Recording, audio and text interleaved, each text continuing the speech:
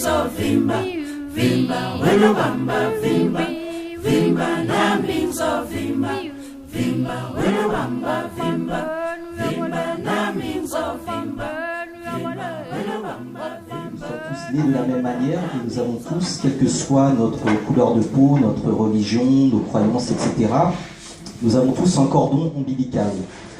Et le cordon ombilical a été coupé quelque part et il est enterré généralement dans le lieu où nous sommes nés. Sauf que dans l'histoire, la longue histoire de l'humanité, il est arrivé il y a à peu près 5 siècles que tout un peuple, ou toute une partie d'un peuple, soit déporté de sa terre d'origine vers les Amériques, dans le cas notamment de la traite transatlantique. Et la question qui s'est posée pour ces Africains déportés était celle du lieu d'origine. Et comme ils n'avaient pas la possibilité de savoir précisément, une fois qu'ils étaient au Brésil, en Jamaïque ou en Louisiane, s'ils venaient de la Guinée, du Congo ou de la Tanzanie, eh bien, ils ont décidé de voir l'Afrique comme une unité globale. Et donc, c'est pour cette raison que le panafricanisme est né dans la diaspora, dans les populations africaines déportées dans les Amériques. Ensuite, étymologiquement, pan-africanisme. L'africanisme, c'est ce qui désigne l'ensemble des survivances culturelles africaines dans les Amériques. Donc tout ce qui est le folklore, tout ce qui est les langues, la religion, la gastronomie, tout ce qui en fait traversé l'Atlantique avec les peuples africains constitue le terrain de naissance du panafricanisme. Ça c'est pour la partie plus identitaire et culturelle. Maintenant pour la partie historique, j'ai choisi dans mon ouvrage de faire démarrer le panafricanisme à partir d'un certain nombre de dates, qui ne sont pas définitives mais qui me paraissent les plus pertinentes. La première c'est 1772, parce qu'en 1772, donc un Africain qui était esclave dans les colonies américaines va être amené en Angleterre, et en Angleterre il aura l'idée en fait de faire un procès pour gagner sa liberté. Donc ce sera l'affaire Somerset en 1772. La deuxième date, c'est 1791, le serment de Bois-Caïman, qui va ensuite donner la révolution de Saint-Domingue, donc l'usage de la force, révolution qui donnera naissance à la République d'Haïti, la première République noire en 1804. Donc ces trois dates, 1772 pour le droit, 1791 pour la force et 1804 pour l'État, sont les trois dates qui structurent la naissance du panafricanisme en tant qu'objet des relations internationales. Parce que les relations internationales sont fondées précisément sur le droit et sur la force. Et ces deux éléments-là, les Africains les ont utilisés dès la fin du XVIIIe siècle. Donc c'est cette dimension-là qui m'a semblé la plus intéressante pour situer le panafricanisme et ensuite le développer tout au long du XIXe, XXe siècle jusqu'à nos jours. Alors au XIXe siècle, il y a plusieurs dynamiques qui se posent. Donc celle de s'intégrer dans les Amériques et celle de retourner en Afrique. Donc ce sont des débats qui vont être extrêmement riches, extrêmement importants, qui vont diviser déjà les milieux panafricanistes à cette époque-là, qui n'étaient pas en soi panafricanistes, et qui vont donner naissance en fait à plusieurs écoles de pensée, qu'on va ensuite retrouver tout au long du XXe siècle à travers deux figures qui sont la première William Dubois et la deuxième Marcus Garvey, qui sont peut-être les deux figures les plus importantes dans la polarisation du panafricanisme, mais il y en a eu d'autres avant. Alors, ce qui va se passer à partir de la fin du XIXe siècle, c'est un ensemble de choses. Donc, 1865, la fin de la guerre de sécession, la mise en place d'une politique de reconstruction qui prétend donner une place aux Noirs dans le système politique américain. 1877, la fin de cette période de reconstruction, qui est marquée par la victoire finalement des groupes racistes du sud des États-Unis. 1885, cette fois-ci sur le continent africain, le début de la colonisation avec la conférence de Berlin, colonisation qui avait déjà un peu commencé auparavant avec la Sierra Leone et le Libéria, mais qui là va s'accélérer.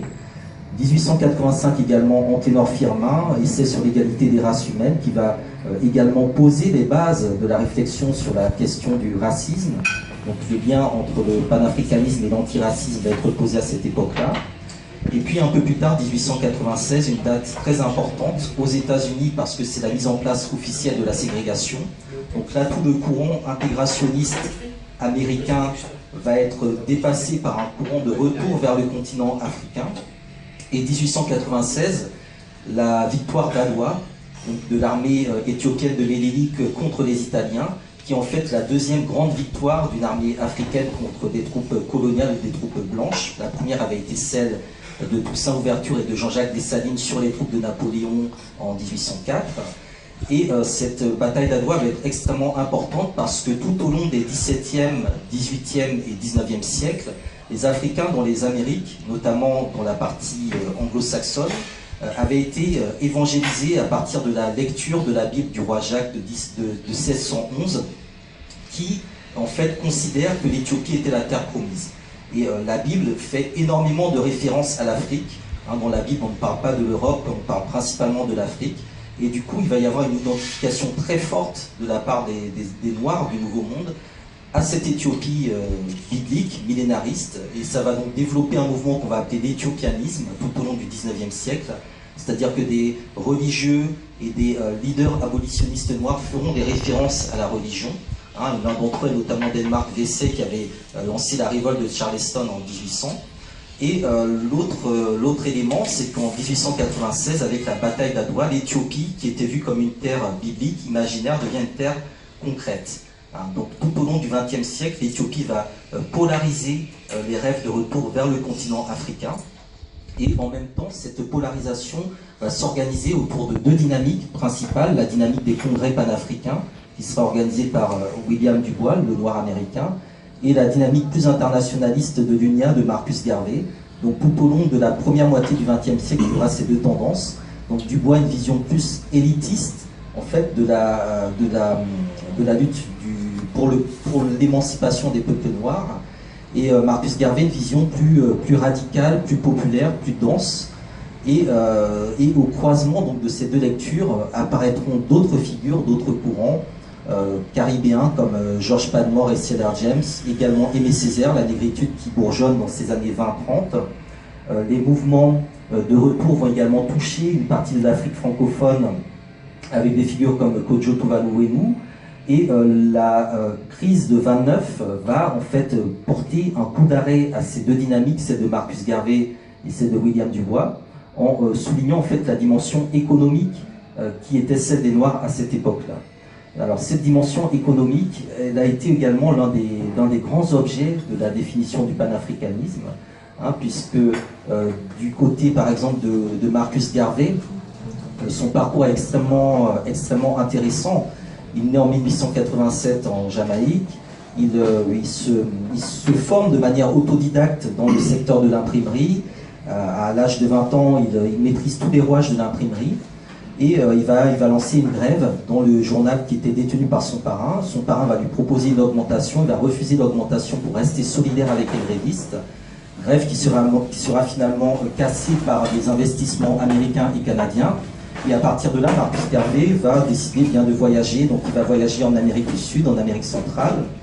Et très important, l'étape qu'il fera au Costa Rica, au Panama et au Honduras, puisque là il va créer des journaux. Et dans l'un de ces journaux, qui s'appelait La Nacionale, le titre de son premier éditorial sera Vale la vida de los negros, ce qui se traduirait 104 ans plus tard par Black Lives Matter. Donc ce fameux hashtag qui agite beaucoup de personnes aujourd'hui, il avait déjà été inventé en 1911 par Marcus Garvey. Donc tout ça pour rappeler que nous ne faisons que reproduire des formes de lutte, des formes d'organisation qui existaient déjà dans le passé, et que toute la difficulté est que nous avons trop tendance à repartir de zéro alors qu'il existe une base sur laquelle s'appuyer. C'est en ayant conscience de cela, qu'il existe une base sur laquelle s'appuyer, que Kwame Nkrumah va apparaître au tournant des années 35-45, donc 35 la guerre d'Éthiopie, qui va remobiliser les troupes panafricanistes, qui va faire comprendre aux Africains qu'il n'y a absolument rien à attendre de ce qu'on appelle la communauté internationale, donc la Société des Nations de l'époque. Et donc on va mettre en place une fédération panafricaine qui va organiser en 1945 un congrès qui aura lieu à Manchester, autour duquel on va mettre en place un agenda pour aller vers la décolonisation du continent africain et pour faire en sorte que cette décolonisation soit suivie d'un projet d'unification politique de l'Afrique. On est dans la période post-1945, c'est la mise en place des grands ensembles.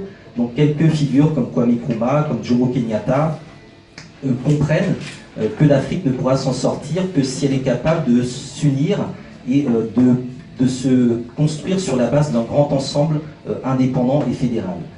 Donc Dans l'ouvrage, le cas qui est choisi pour éclairer cette histoire, c'est celui de Kwame Nkrumah.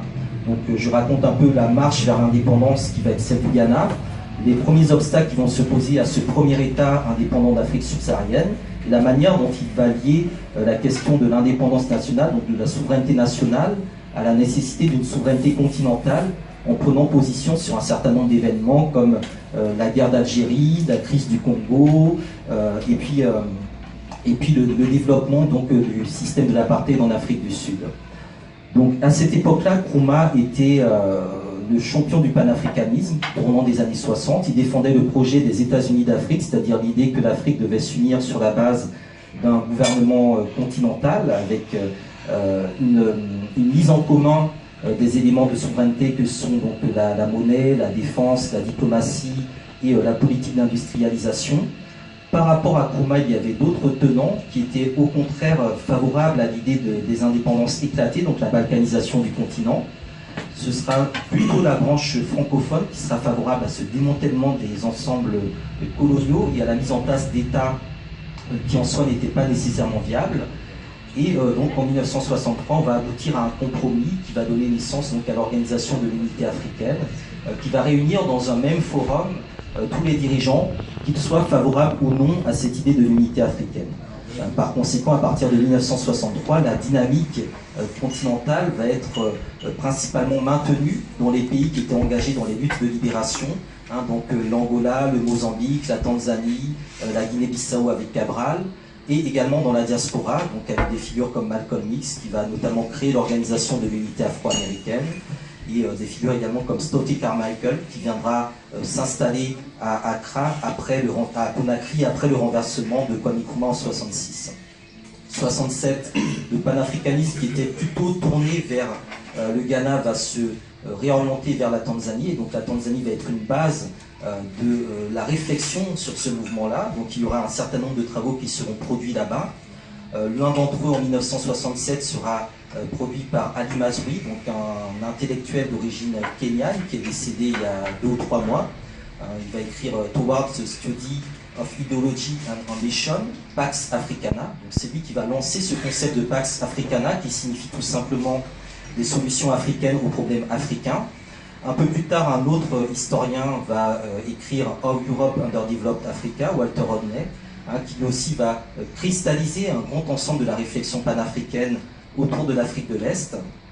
Et puis, donc, tout au long des années 70 également, donc, la question de la lutte contre l'apartheid, la question également de la reconfiguration du projet culturel du panafricanisme, puisqu'à cette époque-là, on a un certain nombre de figures comme Fela Kuti, comme Bob Marley, comme Myriam Makeba, qui sont des ambassadeurs du continent africain, qui prennent la parole à la tribune des Nations Unies pour défendre l'Afrique en critiquant notamment le régime de l'apartheid. Donc ce sont tous ces réseaux de solidarité en dehors des systèmes étatiques qui se mettent en place, ou qui se remettent en place, ou qui se recyclent, et qui vont en fait se cristalliser dans un cadre bien particulier qui sera celui de la lutte contre l'apartheid dans les années 80.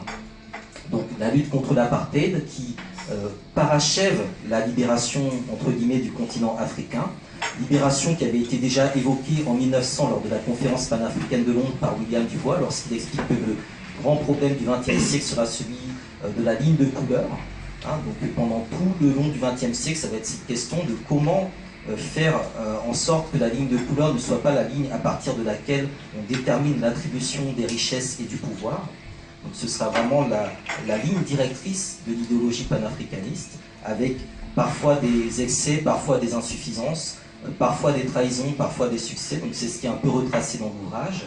Et donc la chute du régime de l'apartheid apparaît en 91, puis en 94 avec l'élection de Nelson Mandela, comme le symbole de ce concept qui est celui de la renaissance africaine. Là encore, il y a des slogans qui se succèdent dans cette histoire-là. L'Afrique aux Africains, le retour en Afrique, les États-Unis d'Afrique, la renaissance africaine.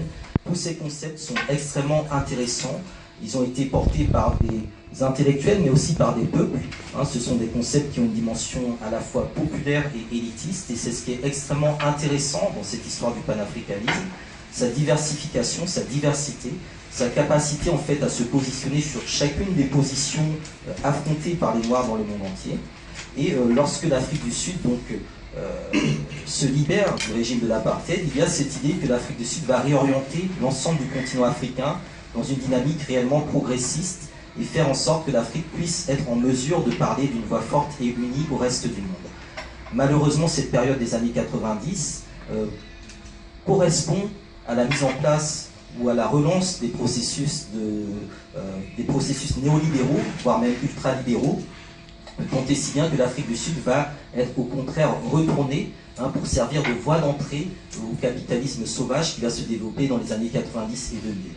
Là encore, c'est une forme de trahison, puisque l'un des textes les plus importants dans cette lutte panafricaine était notamment la Charte de la liberté de 1955, qui avait été votée par tous les partis et les mouvements anti-apartheid à cette époque-là. Alors, le cas de l'Afrique du Sud va être essentiel dans la refonte de l'OUA, qui va devenir l'Union africaine au tournant des années 2000, avec un activisme assez particulier de Kadhafi et de quelques autres leaders, qui va également interroger les relations entre l'Afrique et le monde arabe, et également les relations entre l'Afrique et l'Union européenne, puisque la réforme de l'Union africaine va se construire en fait sur un modèle qui est celui de l'Union européenne, donc qui ne tient pas compte de la particularité du processus historique africain, tant et si bien que depuis 50 ans, l'un des combats des panafricanistes est de faire en sorte que l'on arrive à dissocier ce qui est fait par l'Union africaine, ou au nom de l'Union africaine, ou au nom des peuples africains, mais qui ne correspond pas aux idéaux, en tout cas aux principes même fondateurs du panafricanisme, et cette logique panafricaniste qui est très souvent dépassée par d'autres formes de concepts qui peuvent être l'afrocentrisme, l'afropolitanisme et autres, et qui ne correspondent pas nécessairement à la particularité des luttes que nous avons à mener aujourd'hui. Donc si je devais résumer le panafricanisme, je dirais que c'est un mouvement donc, de libération dès le départ. Ensuite, c'est un projet politique d'unification du continent africain et de la diaspora, même si la diaspora a très souvent été mise de côté, ce qui est une erreur stratégique parce qu'on ne peut pas mettre de côté ce qui est à l'origine du mouvement. Et enfin, je dirais qu'il s'agit d'une idéologie de développement et de réalisation des Africains dans le monde. Voilà en quelques lignes ce qu'est le panafricanisme, même si après ce serait beaucoup plus compliqué de résumer un mouvement qui a plus de 2 siècles d'existence. Très souvent, des personnes ont du mal à l'identifier. Ce qu'il faut comprendre, c'est qu'il y a effectivement plusieurs chapelles. C'est une idéologie qui est aussi vieille que le libéralisme ou le socialisme. Et on sait que des idéologies comme le libéralisme et le socialisme ont énormément de sous-chapelles. Donc c'est un peu le cas du panafricanisme, même si les choses sont relativement différentes, étant donné que la dimension théorique et scientifique n'est pas aussi importante dans le panafricanisme que dans d'autres idéologies comme le marxisme. Je vous remercie, M. Boukari, par rapport à votre premier éclaircissement. Ce qui m'amène à vous poser une deuxième question. La question que je vais vous poser, c'est celle de savoir quelle unité africaine attendons-nous. Parce que, comme vous l'avez signalé si bien, entre William Du Bois et Marcus Garvey, on a ressenti très tôt une divergence dans l'approche et dans la méthode à adopter. Aujourd'hui, la question de l'unité africaine est une question qui, c'est en sous-bassement, réunit tout le monde et met tout le monde d'accord par rapport à ce point. Mais le principal point de divergence, c'est de savoir comment allons-nous faire pour y arriver. Si oui, quelles sont les méthodes que nous allons, n'est-ce pas, employer ou utiliser pour pouvoir atteindre notre objectif. Et dans votre ouvrage, à la page 173, vous dites ceci. Vous tirez un extrait des propos de Frantz Fanon en affirmant « Le colonialisme et ses dérives ne constituent pas, à vrai dire, les ennemis actuels de l'Afrique. À brève échéance, ce continent sera libéré. Pour ma part, plus je pénètre les cultures et les cercles politiques, plus la certitude s'impose à moi que le plus grand danger qui menace l'Afrique est l'absence d'idéologie. » Ce qui me pousse donc à vous demander, qu'est-ce que vous entendez par idéologie?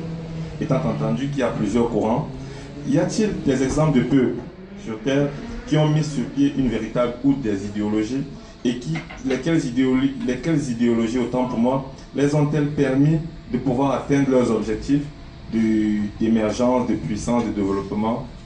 Voilà quelques petites questions que j'aimerais que vous essayiez de nous éclaircir. Oui, alors effectivement, j'ai évoqué le livre d'Ali Mazrui, Pax Africana, donc des solutions africaines aux problèmes africains. La question de l'idéologie est cruciale. Je pense que dans l'histoire du panafricanisme, il y a eu énormément d'intellectuels, de théoriciens, de praticiens qui ont produit des textes, qui ont présenté des projets. Dubois, Garvey, mais également Cheranta Diop et bien d'autres ont écrit dessus. Donc je crois que nous avons aujourd'hui tout à disposition. Le plus important, je crois, c'est d'analyser les situations dans lesquelles nous sommes et à partir de ces situations, choisir quelle est la ligne la plus adaptée pour répondre aux difficultés et aux problèmes qui se posent. Donc je pense qu'avant d'embrasser telle ou telle idéologie, il faut être capable de faire une bonne analyse de la situation et d'être capable de comparer également les différents modèles pour savoir quel est le plus adapté ou quels sont les croisements, les branchements à réaliser. Dans l'histoire du panafricanisme et dans l'histoire même de l'Afrique, il y a un pays qui l'a fait, c'est la Tanzanie, sous Julius Nyerere. Lorsque la Tanzanie devient indépendante, c'est le Tanganyika. Il va y avoir ensuite une révolution à Zanzibar qui va amener l'union entre Tanganyika et Zanzibar, donnant naissance à la Tanzanie en 1964. Et à cette époque-là, la Tanzanie était plutôt tournée vers le bloc occidental, entre guillemets. Et très rapidement, Julius Nyerere va se désengager de ses relations avec l'Occident, prétextant notamment des incidents diplomatiques, comme le refus de la Grande-Bretagne de condamner l'indépendance de la Rhodésie blanche de Ian Smith. Il va donc se retirer de ses relations diplomatiques avec la Grande-Bretagne, il va ensuite se retirer également de ses relations diplomatiques avec l'Allemagne de l'Ouest, et il va se tourner vers la Chine, mais il ne va pas embrasser le modèle chinois de manière aveugle. Il va au contraire comprendre qu'il est important pour les Africains d'être en mesure de connaître et d'analyser les différents systèmes qui existent.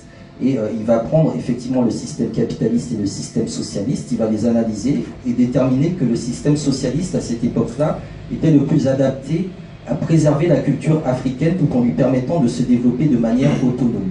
Donc il va réfléchir sur quels étaient les modèles de société africaine précoloniale. Donc il va constater qu'il existait un socialisme africain, qu'il y avait du socialisme avant même que le terme n'apparaisse, et que par conséquent cette idéologie n'était pas du tout d'apanage des Européens ou de la science politique européenne.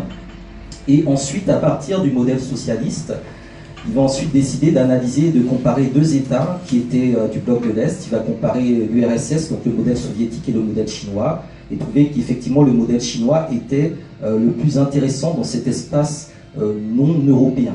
Et donc la Tanzanie va effectivement avoir des relations particulièrement intéressantes avec la Chine, à une époque où on pouvait traiter d'égal à égal avec la Chine.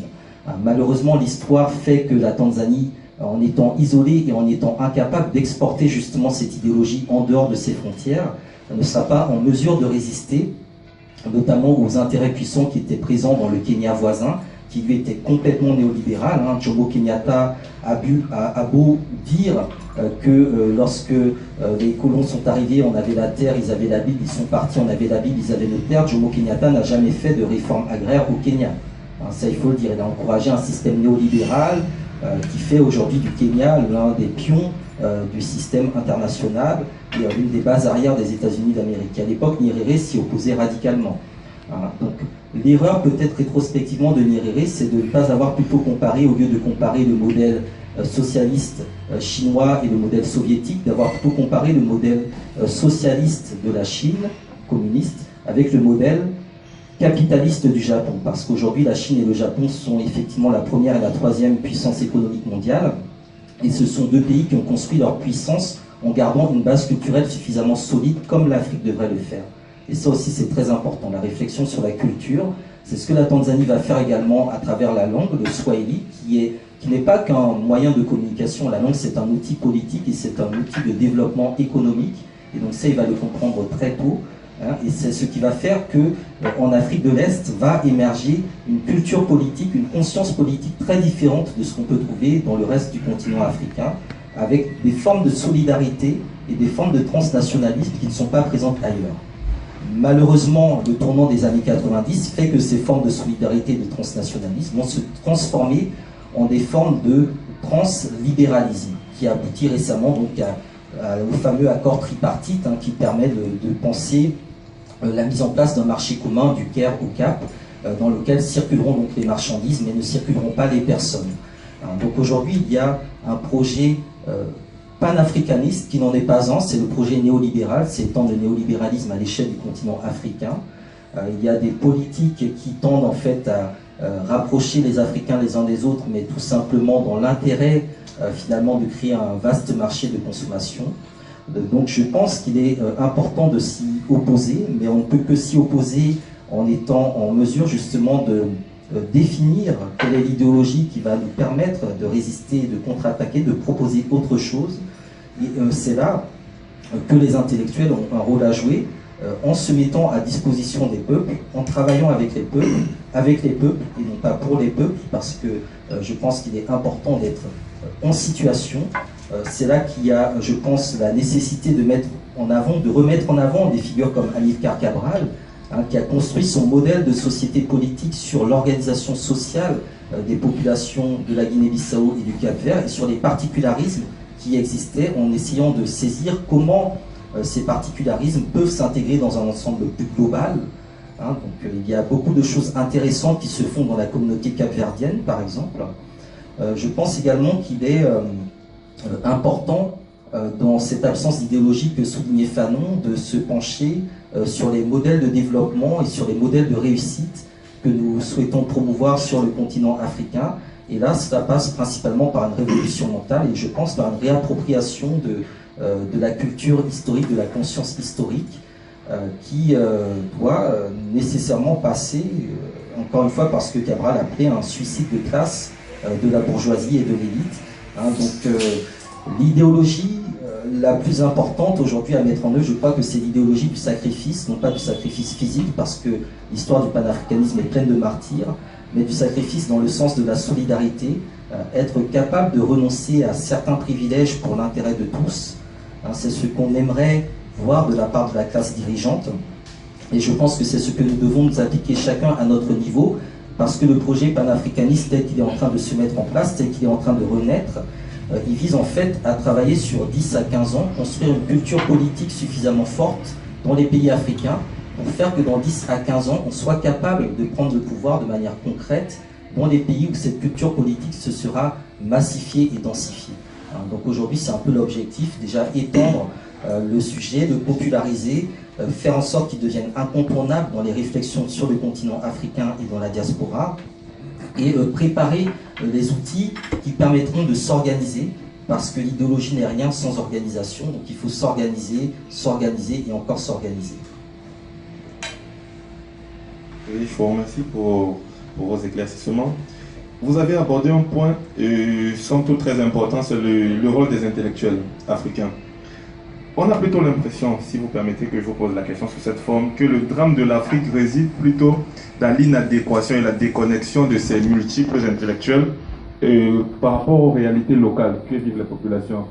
Je prends par exemple le cas d'un pays comme le Cameroun, qui sans doute regorge du plus grand nombre de docteurs et d'agrégés au kilomètre carré, mais où on a l'impression plutôt qu'ils font tous les concours pour être plus déconnectés les uns que les autres.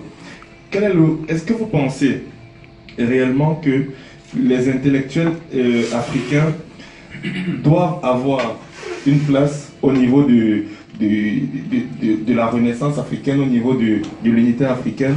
Et si oui, quel rôle est-ce qu'ils devraient jouer réellement par rapport à ce qui se fait ailleurs dans notre communauté et autres? Hormis bien sûr le côté où ça fait toujours plaisir de se gargariser d'avoir tel ou tel diplôme de telle ou telle faculté, dont les Africains d'ailleurs excellent très bien.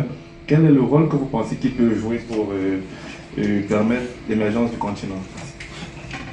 Merci pour cette question. Alors, je dirais que tout intellectuel n'est pas panafricaniste, mais tout panafricaniste est intellectuel. Être intellectuel, c'est pas avoir des diplômes. Marcus Garvey n'a jamais eu de diplôme, pourtant c'était l'homme noir le plus puissant et le plus important du XXe siècle. Personne ne l'a dépassé jusqu'à aujourd'hui, même pas Obama, même si Obama, en tant que président des USA, a plus de pouvoir. Je dirais également que Cedar James était l'un des intellectuels les plus brillants du XXe siècle. Pareil, il n'a jamais fait d'études supérieures, il n'a jamais été à l'université, il n'a pas le PhD. Donc le culte du diplôme, il n'est pas si présent que ça dans l'histoire du panafricanisme, même si ça apparaît comme une histoire entre guillemets intellectuelle ou élitiste. Elle apparaît ainsi parce qu'elle est très peu connue. Et je dirais que tout panafricaniste est un intellectuel, parce qu'un intellectuel, c'est celui qui est capable de sortir du champ dans lequel on veut le maintenir et de s'intéresser à d'autres domaines. Et lorsqu'on est panafricaniste, eh bien, on est capable de s'intéresser aussi bien au Cameroun qu'à la Colombie, aussi bien à la situation des Noirs aux États-Unis qu'à ce qui se passe pour les Noirs qui sont en Inde ou ailleurs. Donc on est capable en fait de se positionner sur différents terrains. Et c'est ça le principe même de l'intellectuel, c'est ça qui permet de dire que tout panafricaniste est un intellectuel, parce que le panafricanisme est un système dans lequel la division des disciplines, histoire, sociologie, économie, etc. n'existe pas. C'est un système, c'est un tout, c'est une totalité. Le plus grand exemple de cela, c'est Cheikh Anta Diop. C'était effectivement un intellectuel, il a eu le diplôme du plus grand intellectuel noir du XXe siècle lors du Festival mondial des arts nègres de Dakar en 1966 avec William Dubois, mais ça n'était pas qu'un intellectuel, c'était un homme politique, c'était un homme de terrain, il donnait des conférences, on a des archives où il est au sein du peuple, il ne parlait pas uniquement la langue intellectuelle, le français, il parlait en wolof, il y a énormément de conférences de lui en langue. Donc ça aussi c'est très important à garder à l'esprit. Julius Nyerere aussi faisait ses discours en swahili. Donc tout ça aussi c'est très important à briser cette idée que la maîtrise de la langue de Molière, des langues de contact entre guillemets serait nécessaire pour acquérir en fait le statut d'intellectuel. Ensuite je crois qu'il y a une deuxième distinction à faire dans l'histoire du panafricanisme, c'est celle entre ce que j'appelle les intellectuels organiques et les intellectuels problématiques. Donc les intellectuels organiques, c'est ceux qui conçoivent donc le savoir comme de l'huile qu'il faut mettre dans les rouages pour faire tourner la machine, et puis ceux qui au contraire sont problématiques, qui utilisent ce même savoir, c'est-à-dire cette huile, pour la jeter sur le feu et pour attiser les problèmes. Parce qu'effectivement nous avons, y compris dans nos régimes les plus répressifs sur le continent africain, très souvent des intellectuels qui apportent leur potion. Et ça, c'est effectivement très dommageable, et je crois qu'il y a une bataille des idées qu'il convient de mener aujourd'hui. Et cette bataille des idées, elle passe aussi par la capacité à comprendre que une question comme celle de l'enseignement supérieur, notamment en Afrique, mais également pour tous les Africains qui ont accès à l'enseignement supérieur, cette question, c'est une question de souveraineté nationale. C'est pour ça que dans les années 50, l'une des associations les plus importantes, c'était la Fédération des étudiants d'Afrique noire en France, la FEANF. Parce qu'elle coordonnait, elle donnait de la structure idéologique, elle politisait les milieux étudiants et faisait en sorte que celui qui apprenait l'économie néolibérale, eh bien, il apprenait l'économie néolibérale, mais il comprenait en même temps que cette économie néolibérale n'était pas la bonne pour son pays. Par conséquent, lorsqu'il retournait sur le continent, il était capable de proposer autre chose. On peut citer des figures camerounaise comme Osamdi Afana, qui était un brillant économiste, qui a écrit notamment un livre sur l'économie de l'Ouest africain, sur le cacao. Il expliquait pourquoi il était important de sortir de la monoculture et de sortir de la concurrence pour mettre en place des économies qui soient coordonnées les unes avec les autres pour briser justement les monopoles des multinationales. Et l'alliance entre les idées d'Osamdi Afana et le projet de Kwame Nkrumah, donc c'était le retour à la véritable économie politique. Donc là encore, il y a dans le panafricanisme cette bataille entre ces deux visions de l'intellectuel. Je crois également qu'il est sans doute important de vulgariser le savoir. Très souvent, beaucoup de personnes trouvent que tout ce qui touche à l'Afrique, c'est trop compliqué, c'est trop complexe, on ne comprend pas, etc. Donc moi, mon objectif dans cet ouvrage-là, c'était de donner une synthèse relativement claire, de cibler les grandes figures, les figures les plus importantes, celles qui sont incontournables, et puis en fait à partir de chacune de ces figures on peut trouver d'autres ramifications qui montrent que les Africains n'ont jamais cessé de s'interroger, ils n'ont jamais cessé de réfléchir, ils ont toujours produit des idées, ils ont toujours produit des projets, et qu'il n'y a pas de raison que cela s'arrête du jour au lendemain, il n'y a pas de raison en place. Je pense enfin, pour conclure, qu'il est également important que les intellectuels soient en mesure donc, de travailler de manière coordonnée. Le principe du panafricanisme tel qu'il se conçoit de plus en plus de nos jours dans les mouvements avec lesquels j'ai l'habitude de militer, c'est l'idée en fait de mettre ensemble les meilleurs juristes, les meilleurs économistes, les meilleurs historiens, les meilleurs architectes, les meilleurs ingénieurs agronomes, quelles que soient les nationalités, du moment qu'ils sont africains ou panafricains, et de constituer des équipes qui soient en mesure de casser la logique des États, logique qui nous a fait perdre énormément de temps, et de relancer des dynamiques différentes qui se superposent aux enjeux de pouvoir actuels, qui les court-circuitent, et qui soient ensuite en mesure de les renverser avec une base populaire. Donc c'est un travail de longue haleine qui se fait effectivement du berceau jusqu'à la tombe. Donc l'objectif, c'est de former des générations qui prendront le relais, puisque je le répète encore une fois, nous avons trop tendance à croire que nous repartons de zéro, alors qu'il y a des choses qui ont été posées. Donc ces choses, il faut être en mesure de se les réapproprier, de ne pas les répéter de manière stérile, mais au contraire de les faire avancer. Et ça, c'est le travail aussi de l'intellectuel, de faire ce travail de piston. C'est le travail de l'historien d'aller chercher dans le passé ce qui peut servir au présent ou à l'avenir. C'est le travail de l'historien et du militant d'aller chercher ceux qui n'ont toujours pas traversé le fleuve parce qu'ils ont peur de se mouiller, ils ont peur de sauter à l'eau, de leur faire comprendre qu'il faut avoir du courage pour avancer et qu'une fois qu'on a fait un pas, eh bien, il faut faire un deuxième pas et ainsi de suite. Oui, Monsieur Boukari, vous dites tantôt qu'il s'agit de former des générations qui prendront le relais. On observe depuis les années 90 que l'éducation a été le parent pauvre des différentes politiques qui ont été menées en Afrique, notamment à cause du fardeau de la dette et de la contrainte que nous imposaient les institutions de Bretton Woods. Dans votre ouvrage, vous dites qu'il faut s'unir contre la dette pour ne pas se laisser assassiner individuellement. Vous prenez notamment des propos de Thomas Sankara qui dit « Ceux qui nous ont endettés ont joué comme dans un casino. Quand ils gagnaient, il n'y avait point de débat. Maintenant qu'ils ont perdu au jeu, ils nous exigent le remboursement. » Ma question est de savoir quelles sont les origines de la dette africaine. Quels sont les différents mécanismes qui nous ont permis, de un, de nous endetter à cette ampleur-là, et de deux, comment expliquer que les populations n'aient pas vu les fruits de cet endettement quand bien même on s'endettait, et aujourd'hui que tous nos pays soient contraints d'être menés au pas par les institutions de Washington afin de satisfaire les desiderata des différents financiers.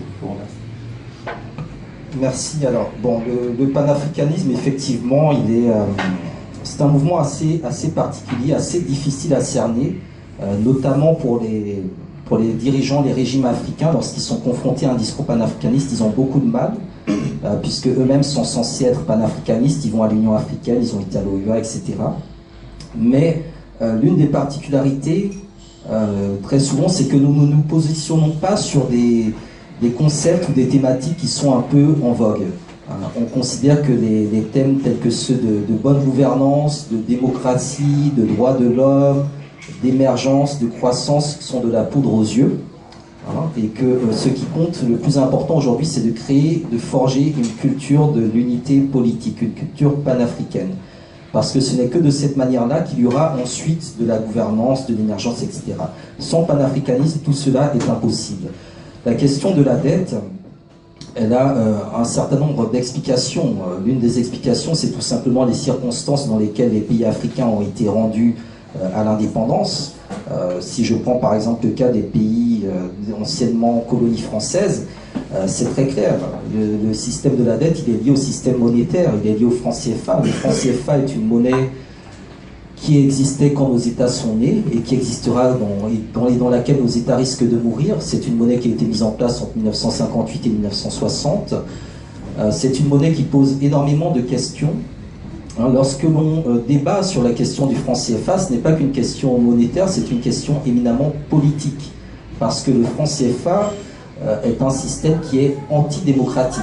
Par conséquent, lorsque la France demande à ses anciennes colonies d'aller vers la démocratie, elle est fondamentalement hypocrite puisqu'elle ne peut pas demander à ces pays de se démocratiser tout en les maintenant dans un système monétaire qui est fondamentalement antidémocratique, sur lequel les peuples n'ont jamais été consultés, sur lequel tout débat est interdit. Et c'est d'autant plus antidémocratique que le système du franc CFA, qui fait que au minimum 50% des recettes des différents États de la zone franc sont stockées dans les caisses du Trésor français. Ce système-là fait que, à l'heure d'aujourd'hui, aucun ministre des Finances, aucun directeur du Trésor dans de ces pays africains de la zone CFA n'est capable de dire au milliard près combien d'argent il y a dans les caisses. Parce que, bien évidemment, on n'a pas accès au compte d'opération qui est au niveau du Trésor français. Et c'est ce qui fait qu'à chaque fois qu'un président est élu, eh bien, il doit prendre son avion, venir à Paris et demander eh bien, à l'agent du Trésor français de combien d'argent il dispose. Donc dès le départ, c'est effectivement un jeu de dupes, c'est un jeu dans lequel les Africains sont effectivement totalement perdants, et qu'il importe en fait de briser, non pas pour des questions purement économiques, mais pour des raisons politiques. Donc je crois que la question politique est à l'origine de la dette. C'est également celle du rapport de force. Donc je parle des anciennes colonies françaises. Je pourrais remonter à l'origine même de la dette, qui renvoie à l'origine même du panafricanisme, puisque l'État d'Haïti est né dans cette fameuse dette, et que c'est l'État d'Haïti qui a été le point de naissance des relations internationales, parce que c'est à partir du moment où Haïti est né, en brisant le système esclavagiste, impérialiste, capitaliste et raciste, que les autres puissances se sont coalisées. C'est à partir d'Haïti que la France, l'Allemagne, l'Angleterre, l'Espagne et les États-Unis ont appris à se coaliser pour bloquer un plus faible qu'eux. Et ça aussi c'est très important. C'est de l'histoire d'Haïti que provient toute l'histoire de la dette. C'est de l'histoire d'Haïti que provient toute l'histoire des relations internationales. Et c'est pour cela qu'il faut travailler très sérieusement sur cette histoire qui a été très longtemps censurée par l'État français et sur les mécanismes économiques. Donc la question des réparations qui est débattue aujourd'hui, c'est une vieille question. Dans le milieu panafricaniste, on en parle depuis extrêmement longtemps. Il n'y a rien de neuf. C'est une question qui est cruciale et qui est aussi liée à cette question donc, de la dette. D'autre part, je pense qu'il est aussi important de comprendre que la plupart des mécanismes économiques qui ont été mis en place par les États au moment des indépendances n'étaient pas en mesure de lutter contre les monopoles qui étaient présents, notamment ceux des multinationales. Lorsque Nkrumah devient indépendant, enfin, le Ghana accède à l'indépendance, Nkrumah explique très clairement il n'y a aucun géologue africain formé. Par conséquent, il est totalement dépendant des minières internationales qui peuvent effectivement fixer les prix des marchés, les prix des produits, etc. Donc il y a aussi une dépendance vis-à-vis du système international, vis-à-vis d'un système international qui préexistait à nos États, donc le fameux système de Bretton Woods, le fameux système onusien qui doit être absolument aboli, ou en tout cas profondément, radicalement réformé. Donc ça c'est également une problématique. Et puis enfin, il y a aussi dans cette question de la dette toute celle de l'expropriation et du capitalisme pur et dur, tout simplement. La richesse qui s'est construite dans les Amériques sur le travail des Africains, la richesse qui s'est construite sur le continent africain à partir de soit l'expropriation des sols, soit le travail forcé des populations. Et là, après Haïti, le deuxième grand exemple de cette histoire, c'est bien évidemment le Congo-Kinshasa, puisque c'est là qu'a été construit le principe même de l'ultralibéralisme avant l'heure. Donc le néolibéralisme, c'est l'économie débridée. L'ultralibéralisme, c'est plus que l'économie débridée. C'est vraiment la marchandisation de l'humain. C'est un système qui est au-delà de ce que l'on peut imaginer. Et le prototype de ce système-là a été mis en place au Congo. Le Congo a été le point de départ de beaucoup de choses. Donc ce sont deux territoires sur lesquels il faut se pencher avec énormément d'attention. Et ce sont aussi deux territoires qui mobilisent beaucoup les militants panafricanistes sur ces questions liées à la dette. Enfin, vous avez effectivement évoqué le cas de Sankara.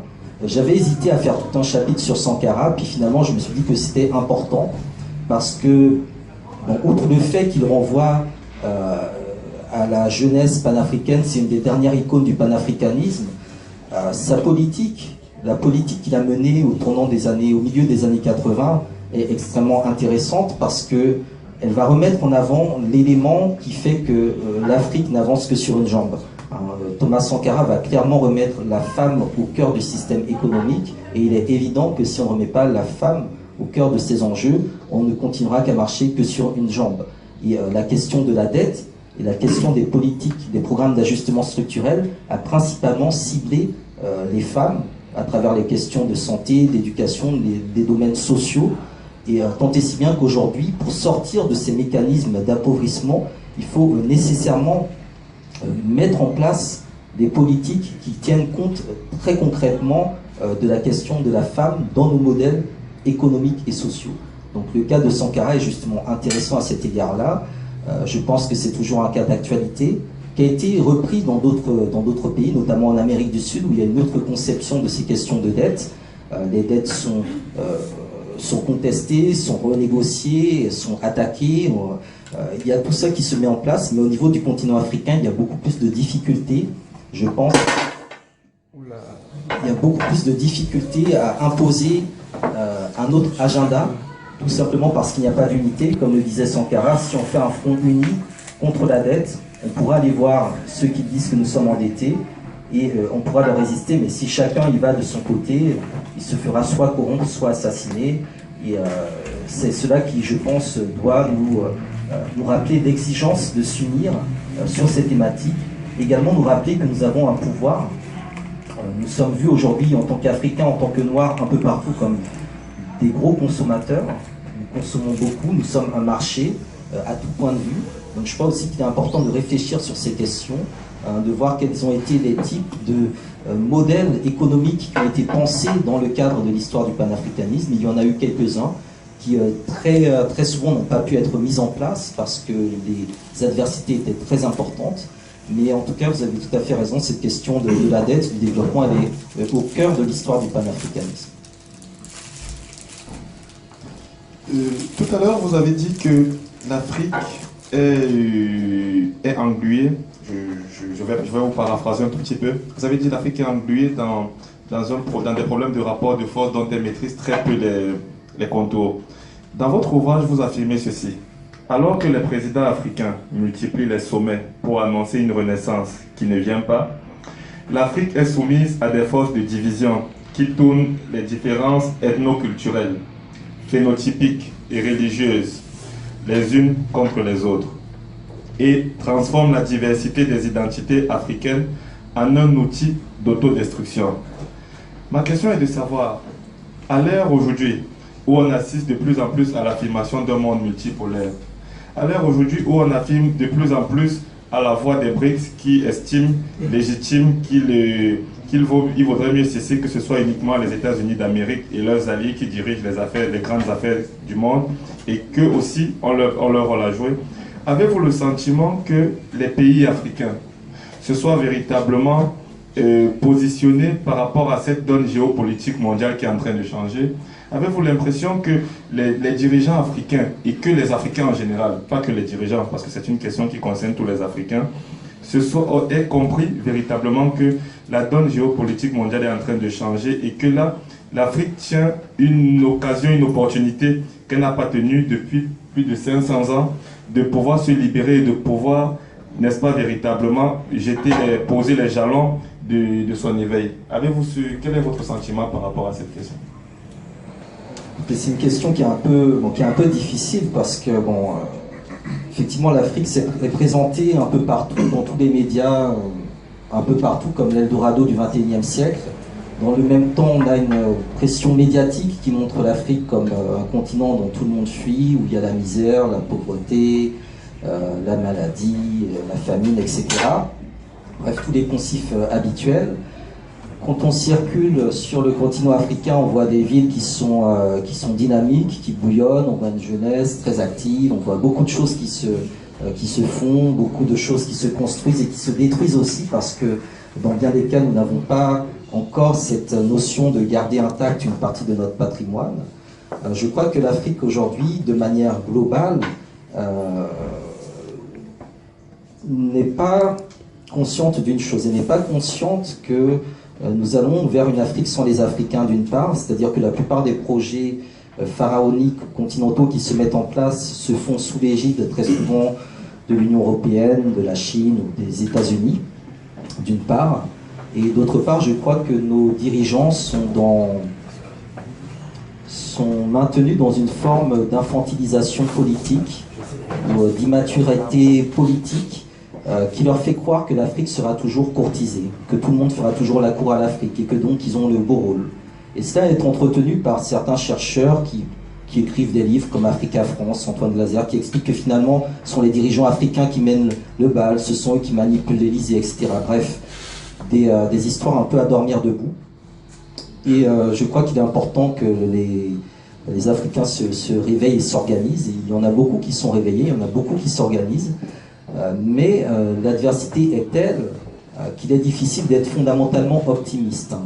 Lorsqu'on est... Je vous embête juste une minute, je suis désolé. Ouais. Excusez-moi, je vous coupe. Hop. Là aussi, c'est un point que je veux corriger. Lorsqu'on est panafricaniste, on est souvent taxé de rêveur, d'utopiste, etc. Or, c'est totalement faux. Lorsqu'on est panafricaniste, on est conscient que l'Afrique c'est le centre du monde, c'est le réservoir de toutes les richesses du monde, et que par conséquent, jusqu'à la fin de l'humanité, il y aura toujours des volontés d'imposer des guerres sur le continent africain. Lorsqu'on est panafricaniste, on n'est pas du tout dans le peace and love, on est vraiment dans le unity and strength, l'unité et la force. Ça aussi c'est très important à poser, parce que très souvent on est vu comme des rêveurs, etc. Alors que c'est pas du tout ça. C'est pas du tout ça. On est très conscient des rapports de force, on est très conscient des enjeux sécuritaires, notamment liés à la recolonisation, à la remilitarisation du continent africain. Et je crois que ce sont ces éléments que nous devons diffuser le plus possible lorsque nous prenons la parole, lorsque nous intervenons, lorsque nous regardons l'actualité du continent africain. Où sont les intérêts des Africains aujourd'hui? Quel est l'intérêt de l'Afrique à signer tel ou tel contrat? Quelles sont les pressions qui font que tel ou tel contrat a été signé? Quels sont les moyens de contre-pression qui permettent de faire annuler ou de revenir sur telle ou telle décision? Parce qu'à l'heure actuelle, il y a effectivement des décisions dramatiques qui sont prises au niveau du continent africain. On peut parler des accords de partenariat économique qui ont été signés individuellement par quelques États qui justement sont partis se faire assassiner avec en échange l'idée de décrocher un double A chez Goldman Sachs ou je ne sais quoi, bref, des absurdités totales qui n'empêcheront pas les populations de vivre dans des conditions de plus en plus dégradées. Je pense qu'il est important de revenir à une conception plus réaliste du pouvoir, une conception plus ancrée dans le quotidien des populations, de ce que doit être justement la défense des intérêts africains. Et je dois avouer que je suis très perplexe sur la nouvelle génération de dirigeants africains. Je pense à Macky Sall par exemple. Je suis très perplexe sur la manière dont il gère les choses. On a toujours un peu l'idée que les jeunes générations qui viendront après seront différentes. Ce n'est pas forcément le cas. Je suis aussi très perplexe sur quelqu'un comme Mugabe, même s'il a gardé une cohérence totale avec ce qu'il a fait. Mugabe, il se bat pour l'indépendance du Zimbabwe. Il obtient en 1980. La première visite de Mugabe à Londres, c'est quand? C'est en 1994. Il a attendu 14 ans avant de remettre les pieds à Londres. Et lorsqu'il est reçu à Londres, c'est la plus grande visite, le plus grand accueil jamais fait par l'Angleterre à un chef d'État. Il est accueilli, il y a John Major, il y a la reine, il y a tout le monde. C'est la plus grande visite d'un chef d'État africain à Londres. C'est Robert Mugabe, 1994. Parce qu'à cette époque-là, il y avait l'idée que ce serait lui, justement, qui allait piloter avec Nelson Mandela tout ce projet de néolibéralisation au niveau de l'Afrique australe. Et donc après, il y aura la rupture, notamment à partir des événements qui auront lieu en République démocratique du Congo. Et aussi tout ça, tous ces enjeux, je pense qu'ils sont importants à comprendre pour également saisir la difficulté ou la déception, la désillusion que l'on peut éprouver devant les choix ou les actions de certains dirigeants africains, connaître le contexte, être également assez prudent sur certaines formes de posture. Quelqu'un comme Kagame est parfois très bien vu par une certaine presse africaine, nationaliste, parce qu'il répond aux Occidentaux, mais il ne suffit pas de répondre aux Occidentaux, ce n'est pas tellement ça le jeu, surtout que derrière on est arrivé au pouvoir plus ou moins avec leur soutien direct ou indirect. Donc ce sont, je pense, toutes ces relations au niveau des différents pouvoirs africains qui posent problème et qui doit être déconstruit par différents pouvoirs qui s'accrochent davantage à partir de la base. Donc je pense que l'une des possibilités, c'est de relancer des dynamiques de partis politiques à l'échelle panafricaine, clarifier également les paysages politiques africains, parce que dans la plupart des pays, il y a entre 50 et 400 partis politiques, ce qui fait que même les questions d'élection ne ressemblent absolument à rien. Et selon moi, le panafricanisme, de par sa rigueur, de par son exigence, de par également son talent, parce que très souvent les meilleurs, je ne dis pas ça pour me flatter, mais très souvent les figures les plus importantes dans l'histoire de l'Afrique sont panafricanistes. Et ce sont eux, je pense, qu'il faut appuyer, ce sont eux que la jeunesse connaît, ce sont eux qui doivent servir de modèle. Et je pense aujourd'hui que nous continuons à produire, en tout cas dans les mouvements panafricanistes que je côtoie, que cela soit la Ligue panafricaine Moja dans laquelle je milite ou d'autres sur le continent africain, je vois beaucoup d'hommes et de femmes brillants qui seraient tout à fait capables d'assumer des responsabilités. Donc aujourd'hui, le défi, je pense, c'est de faire en sorte que ces noyaux soient en mesure de grandir à l'abri des formes de répression. Donc cela nécessite, je pense, beaucoup de prudence, beaucoup de patience, beaucoup de modération vis-à-vis de la critique qu'on peut justement avoir sur certaines choses qui se passent au jour le jour, beaucoup de stratégie et de finesse. Donc je crois que c'est vraiment un travail qui n'est pas évident, mais qui doit être fait aujourd'hui. Je vais sur ce pas vous interroger, vous poser une question par rapport à un point qui est très souvent laissé ou traité comme parent pauvre, sur tout ce qui touche aux questions du panafricanisme, c'est le volet économique.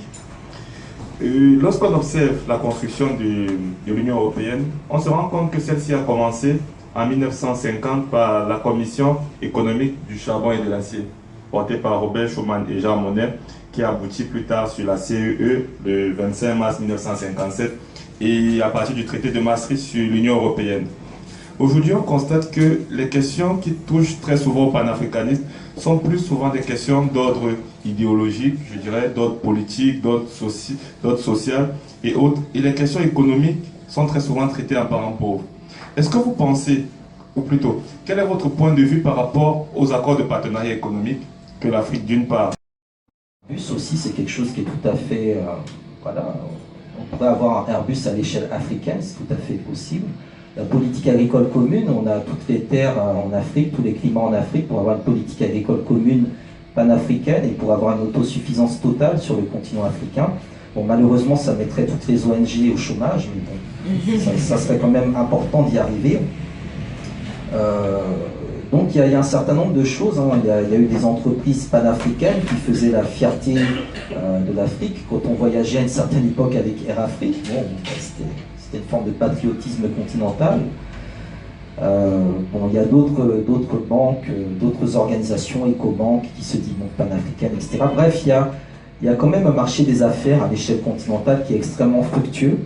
Parce que le continent africain, c'est le dernier, c'est là où on peut encore réaliser aujourd'hui des retours sur investissement à 200, 300, 400%, ce qui est impossible nulle part ailleurs, parce qu'effectivement, il y a énormément de richesses sur le continent africain, énormément de marchés créés, il y a une course aux classes moyennes qui fonctionne également sur des politiques d'endettement, de crédit, etc. Bref, c'est un vaste laboratoire pour le libéralisme et le capitalisme. Il y a toute une masse de personnes à faire entrer dans le système bancaire. Bref, il y a énormément de choses à faire en Afrique. Et les grandes entreprises multinationales sont très conscientes de cela.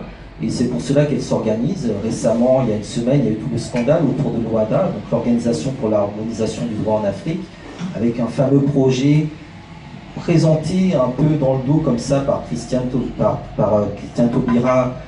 à Abidjan, qui faisait en sorte que le barreau de Paris devenait de facto habilité à plaider devant les juridictions africaines.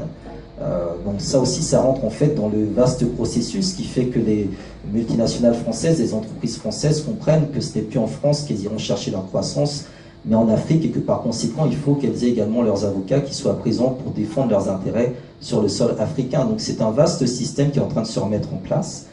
OADA qui est l'héritière de l'OCAM, donc l'organisation commune africaine et malgache, qui correspondait en fait au groupe de Brazzaville, c'est-à-dire toutes les colonies francophones de l'époque qui, autour de Félix Houphouët-Boigny, avaient fait échec au projet des États-Unis d'Afrique de Kwame Nkrumah. Donc là encore, ce sont des vieux mécanismes que l'on remet en place. Alors les panafricanistes, ils le savent, ils ne sont pas nés de la dernière pluie, ils le savent, mais la majorité des personnes mordent à l'hameçon. Donc nous, notre objectif, c'est de rappeler un peu tous ces mécanismes-là, d'expliquer voilà quelles seront les conséquences de ce qui va se passer, voilà comment réagir, comment contrer telle ou telle action, que proposer à l'inverse. On le propose, on l'écrit, on le scande, on le clame.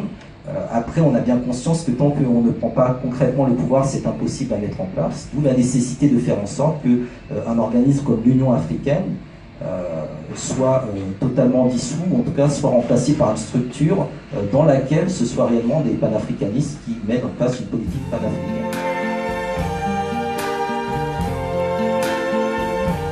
I see trees of green, red roses too. I see them bloom for me and you, and I think to myself, what a wonderful world.